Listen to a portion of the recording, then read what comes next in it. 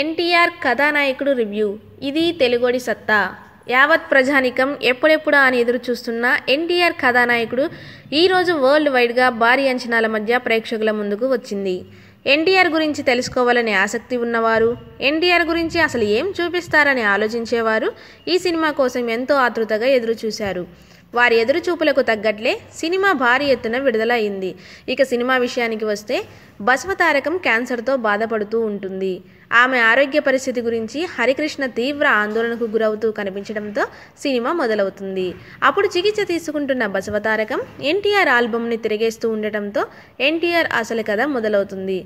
ఎన్టీఆర్ ఎలా ఎదిగారు, సినిమాలపై వ్యామోహం ఎందుకు పెరిగింది, సినిమాల్లో ఎలా రాణించాడు, ఒక సాధారణ రైతు బిడ్డ గొప్ప స్టార్గా ఒక్కో అడుగు వేసుకుంటూ ఎలా వెళ్ళాడన్నది కథ.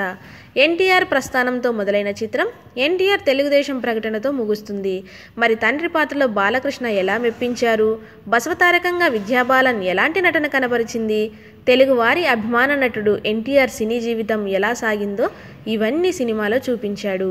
కాకపోతే చిత్ర నిడివి ఎక్కువగా ఉండటం, ఎన్టీఆర్ విభిన్న పాత్రలు వెంటనే రావడంతో ప్రేక్షకులు కాస్త బోరుగా ఫీల్ అయ్యారు.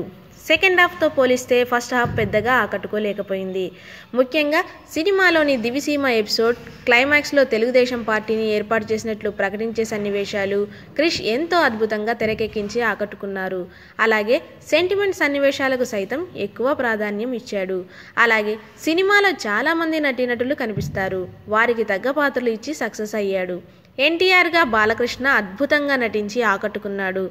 ఓవరాల్గా తెలుగోడి సత్తా చాటిన చిత్రం.